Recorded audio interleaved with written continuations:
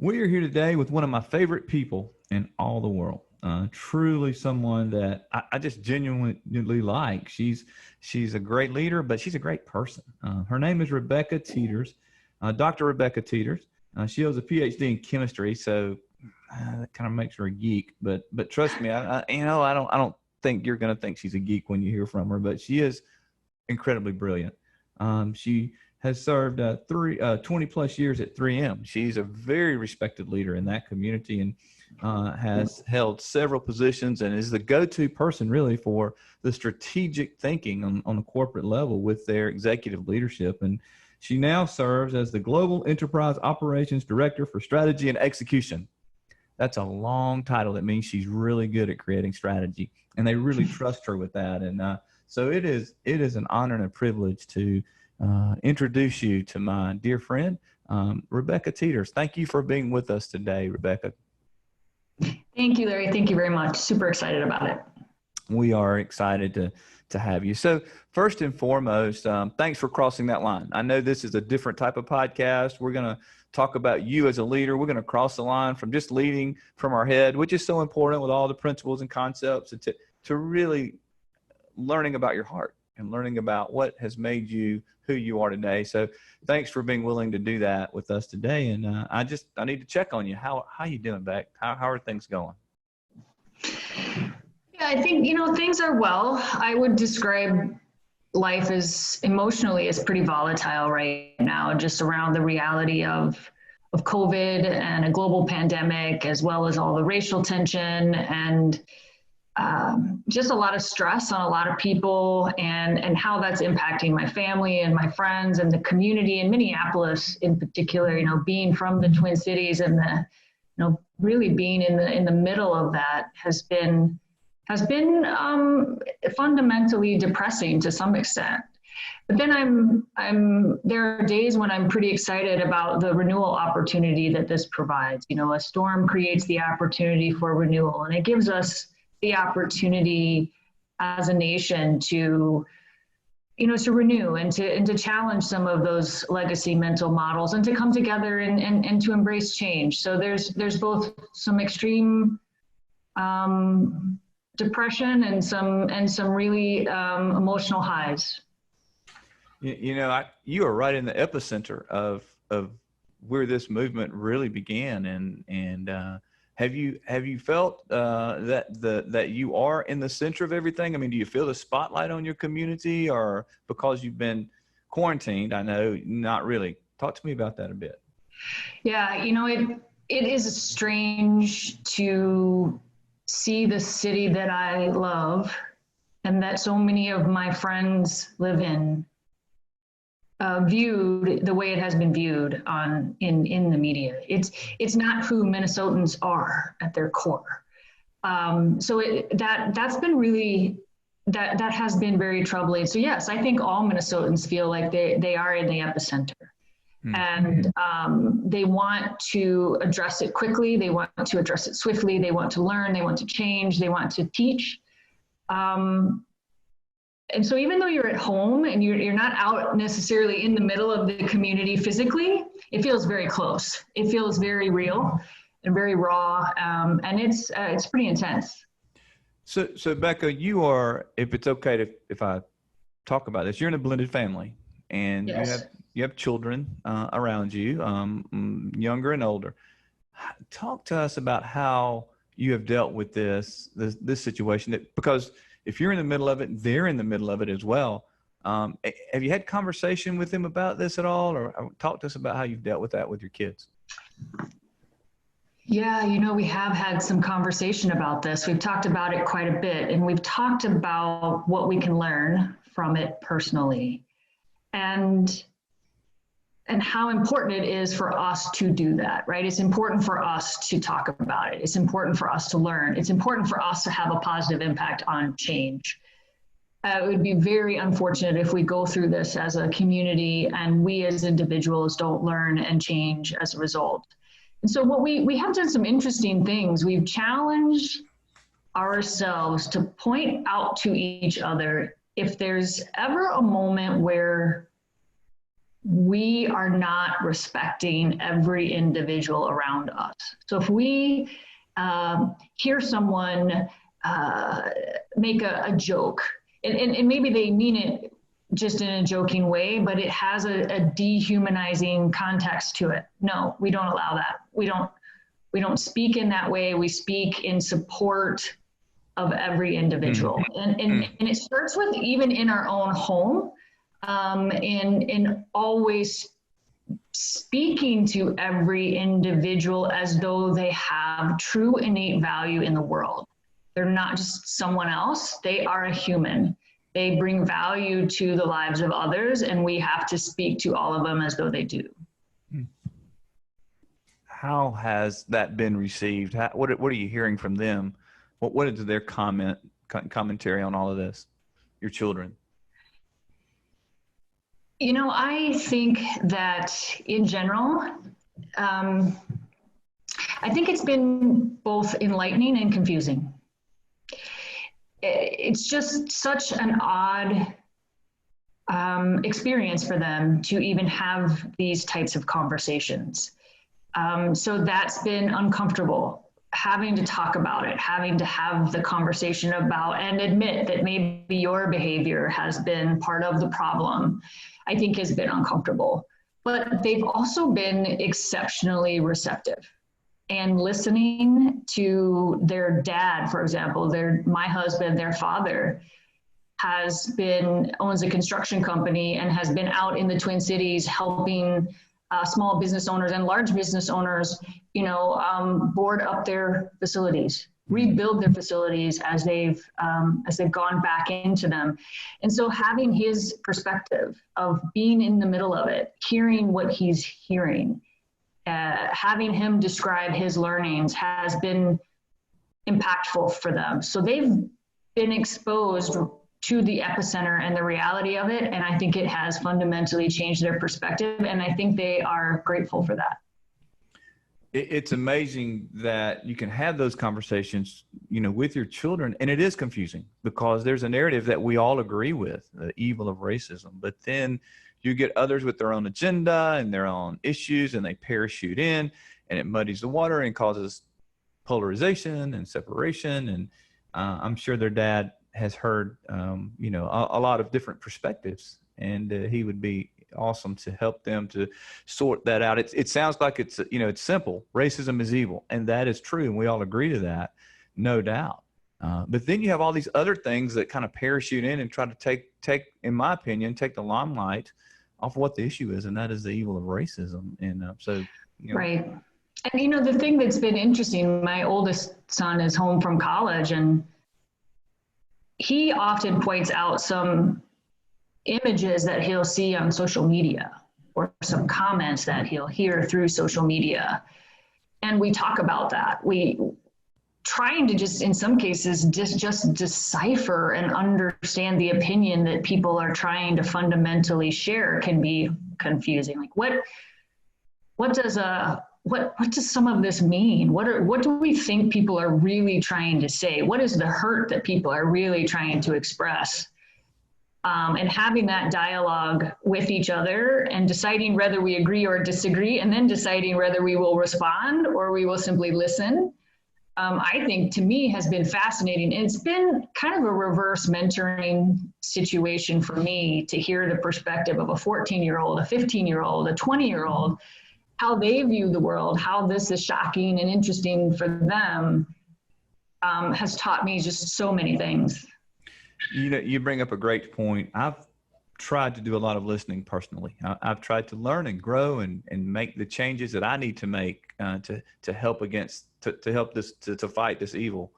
But it has to begin with listening, doesn't it? I mean, listening to our children and listening to the African American community, our friends, listening and learning because I bet I've talked to so many leaders across the country, and over again I'm hearing, we didn't know this. I didn't know this. I did, and so I think it's so important that we just stop and listen and learn before we make assumptions and before we create action. Yeah, the old adage of seek first to understand is so important right now. And when you really seek out information and really listen, at least for me, I've learned often maybe I didn't really understand. Right. I thought I understood, but when I really listen to some of my African American friends who are describing how they really feel, which oddly is a conversation I've never had with them. I've had other conversations around policy or other conversations around perspective, but I've never sat with some of my colleagues and said, how do you feel as a human? And when they describe how they feel, and it gives me such an odd perspective. I'm like, I never knew you were feeling that. I never knew that at your core you felt those feelings. And that really changed my perspective and helped me understand how I might have actually stimulated some of those negative feelings and not even have been aware that I was stimulating them. And I think that even for women, you know, I think it's helping us express some of those core feelings as well. And people are listening in ways they haven't listened before. So it's opening up a broader perspective around not only race, but on gender and a variety of other issues.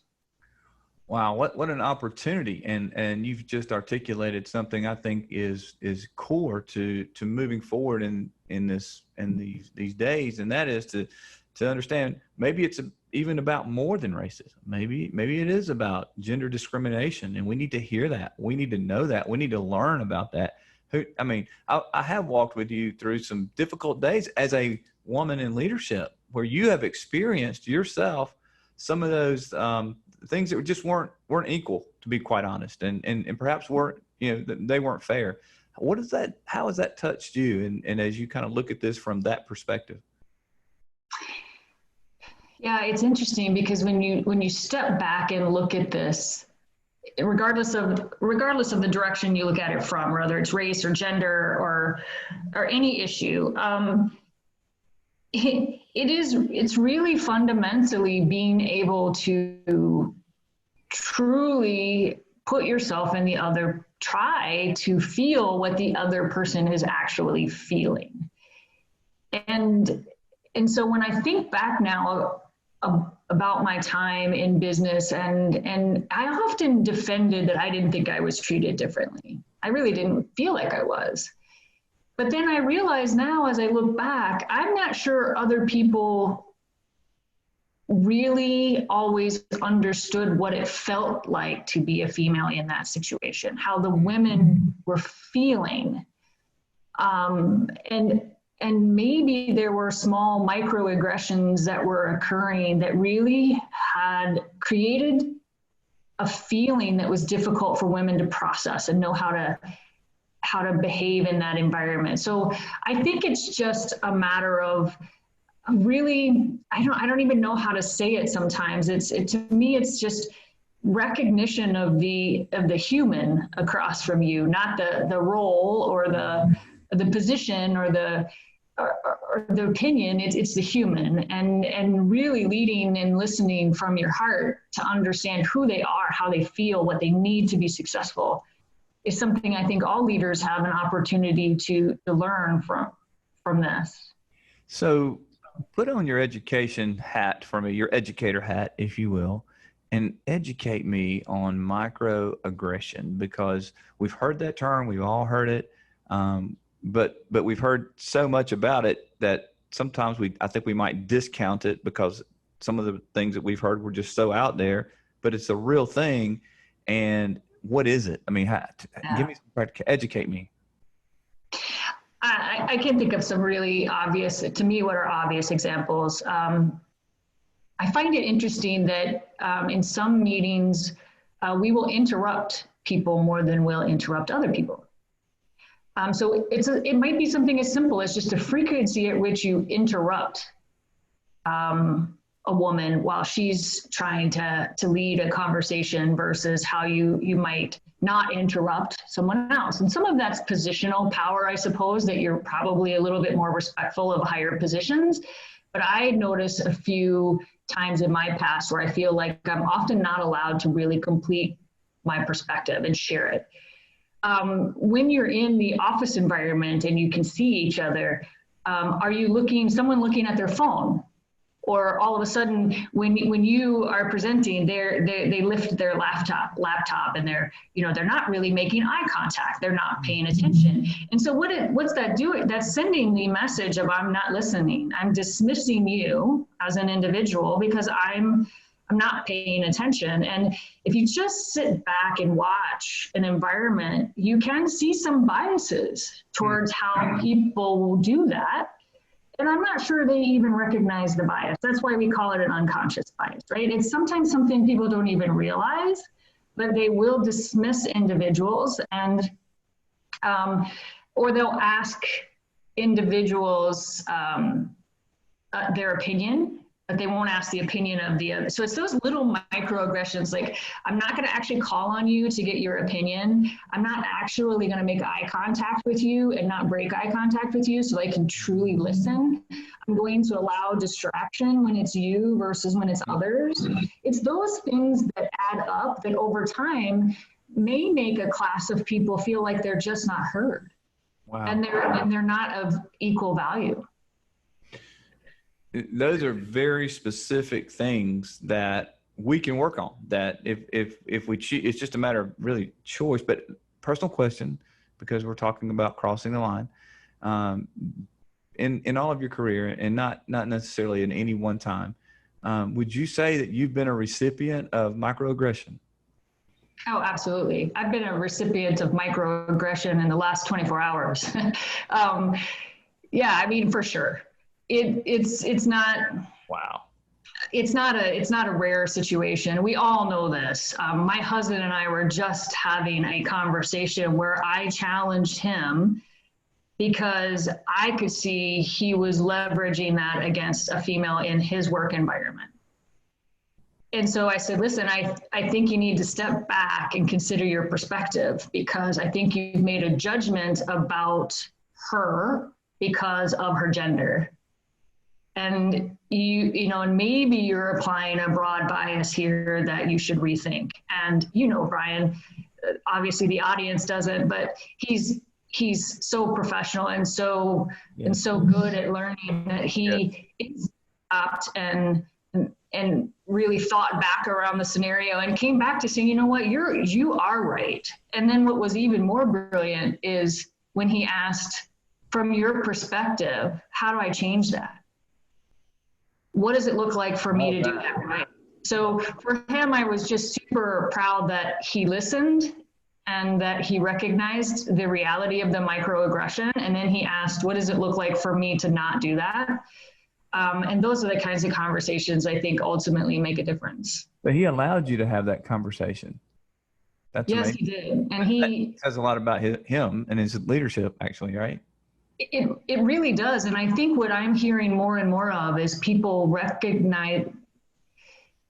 being willing to let you coach them in this time because they're recognizing that they have something to learn. Well, I think that's huge. We all have things to learn. You're teaching me right now, and I hope you're teaching those who are listening or watching, that we all could be guilty of microaggression, even if it's not consciously. In our mindset, we could do that, and just to be intentional about not doing that, but having those people in our life who helps us. So talk about that for a minute, as a leader. I want to talk about you for just a few minutes, and let's start with you have people in your life who have helped you to be accountable, I guess, at some point in your career. Go back on your journey just a bit and walk us through kind of how you've developed into the leader that you are, and how and who perhaps, or how you have gotten to this place of leadership in this large something billion-dollar corporation that totally trusts you to set strategic planning for them. But that you didn't start there. You didn't start where you are today. Let's go back if we could. And where did this thing begin, and where did you begin to realize that, hey, you know, I have a passion for leadership? Yeah. You know, I can think of a handful of situations throughout the course of my life that have changed my perspective on leadership and maybe helped me grow into, I hope, the leader that I am today. You know, as I think about my childhood, my father was just so impactful in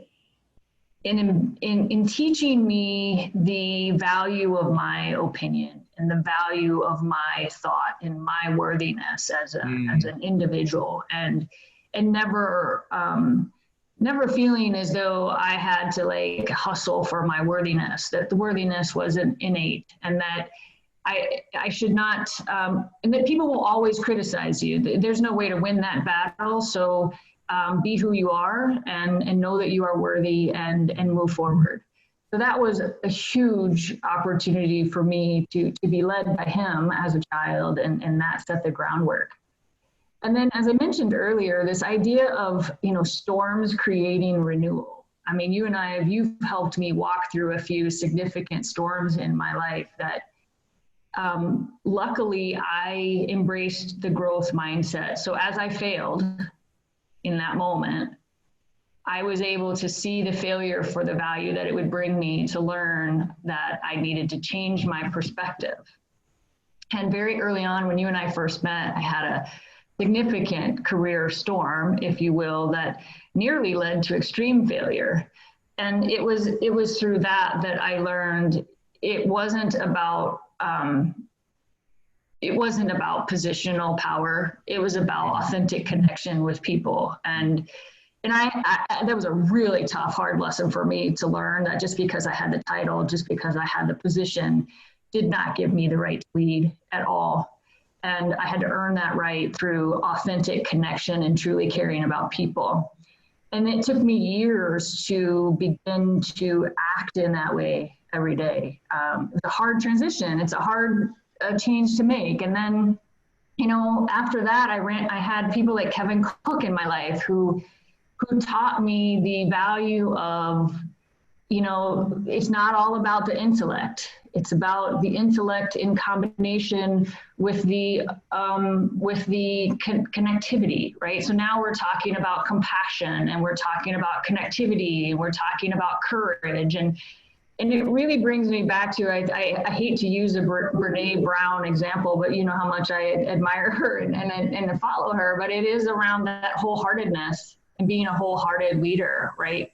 Having the courage to be your authentic self and not feel like you have to hustle for your worthiness, but being compassionate that other people don't have to hustle for their worthiness either. They are worthy of value, and you should give that to them.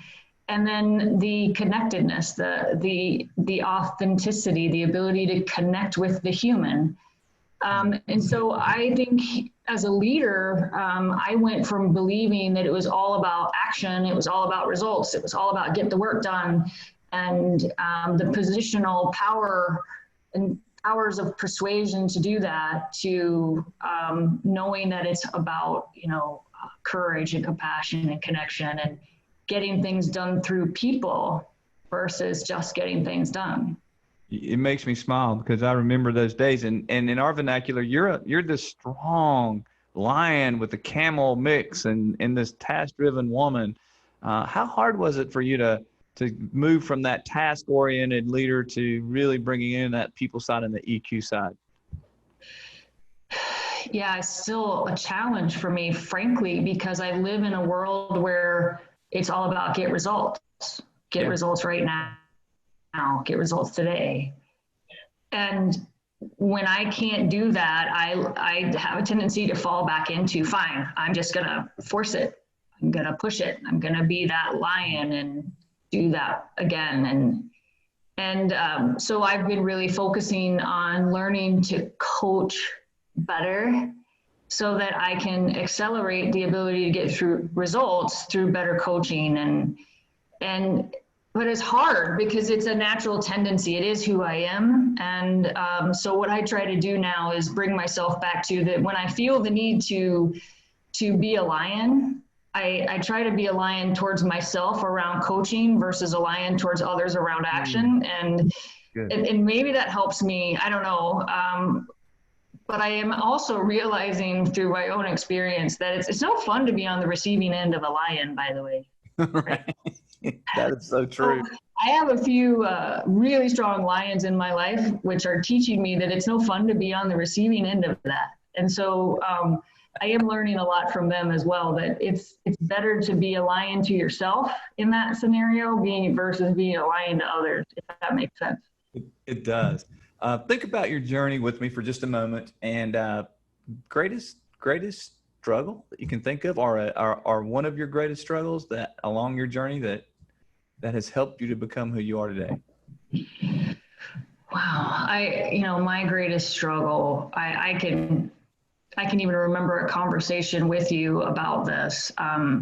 My greatest struggle was learning a very hard lesson through a very rough divorce that I'm actually not expected to be perfect. And that failure is part of life and it's okay. And I think that was the hardest. I still struggle with this perception that I have to be perfect, that I have to prove I'm the smartest, that I have to prove I can get the most done, that I have to prove I have wisdom, that I have to prove. And again, it's that constant struggle of hustling for your own worthiness. And I think that's been the hardest lesson for me to learn, that it's okay. It really is okay to not be perfect. And I think if I look back over the course of my adult life, some of the biggest, I wouldn't call them regrets, but things I maybe would change if I had the opportunity, were those moments where I let my perception that I had to be perfect drive me to do things that weren't really who I am. And seeking out that validation from others about my perfection. And it drove me to things that, I'm not proud of, and hopefully going forward have learned all the right lessons from that to not do those things again. Thank you for that vulnerability. And that means a lot. And I think that's one thing I've seen in you through the years, is that your willingness to be vulnerable, your willingness to be transparent, your willingness to be self-aware, and all of those are things that you've worked on, that you've accomplished. And thank you for sharing that authentic struggle. What about one of your true joys? What's been something, as you look back on your journey of leadership, you would say, wow, this brought me joy? Yeah, what brings me joy is there's nothing more joyful for me than to stand shoulder to shoulder with an individual and connect and see and learn from each other. And so when I get the opportunity to be out in the manufacturing facilities and spend time with people and talk about our strategy and bring it to life together through just connection and understanding and talking about how do we actually do this. To me, that's what brings joy, is when you connect with people, not only emotionally and as an individual, but then intellectually, the strategy connects, and all of a sudden it all comes together and people see it. And then you can see the joy it brings to them too, because there's nothing more profound, I think, in people's lives in that kind of scenario than when you really deeply understand. And when you really deeply understand, you can do better. You do the best you can. And then when you know better, you do better, right? I mean, and so when people really learn, I think that's what brings me joy. I see it in your face. That's awesome. That's your passion, isn't it? And people, those light bulbs start coming on. It is. And I think you and I worked together years ago on that statement around, leading my personal mission statement, right? Leading a life of integrity and passion that helps others achieve what they believe to be impossible. And when they learn and understand, they do the impossible. So it all kind of connects. Yeah. Becca, you are amazing, and I just I've enjoyed hearing you, but I've learned from you today, and we've covered a lot of topics from from racism to gender bias to what made you who you are, and I just thank you for allowing us to have a peek into your heart. As we kind of close this time with crossing the line, I'm wondering, in light of all that we've talked about, what do we need to hear from you? What do we need to hear from Becca? Maybe it's an inspiring leader. Maybe it's a leader who has been around a long time. Maybe it's someone who might not even consider themselves a leader, but they are, because we all lead one person, and that's ourselves, at least. What do you want to leave us with, Becca? What do we need to know? Teach us. You know, I was talking to an individual the other day who asked me a very similar question. If there was one thing you could teach me, what would you teach me based off of your time at 3M and your time as a leader? And, you know, I said to them, I said, decide what brings you joy, decide what brings you joy. And spend time doing that, and allow yourself the opportunity to learn and grow through that process. So I don't feel like I'm explaining very well. So one of the things I often say is, find happiness through the work, not through the achievement. And then just let yourself go with it. I think it's allowing yourself to just know who you are, deeply know who you are, and then choosing the work that makes you happy. But then as a leader, recognizing that everybody else feels the same way. There's something that brings them joy. And part of your role to help them help the company achieve, or help achieve success, is to help them achieve their greatness. And so be who you are, know what makes you happy, and do the things that allow you to find joy in your work, and then know the people around you well enough to help them bring joy in their lives, and you guys will achieve things you never believed were possible to achieve. Becca, you just wrote a full leadership course for us. Thank you. That's amazing. Amazing words of wisdom for a wonderful leader. Thanks for allowing us to just spend a little bit of time with you, and thank you for crossing the line from just leading with your brilliant head to leading with your beautiful heart. It's been a real pleasure. Thank you, Becca. Thank you, Larry. Thank you so much.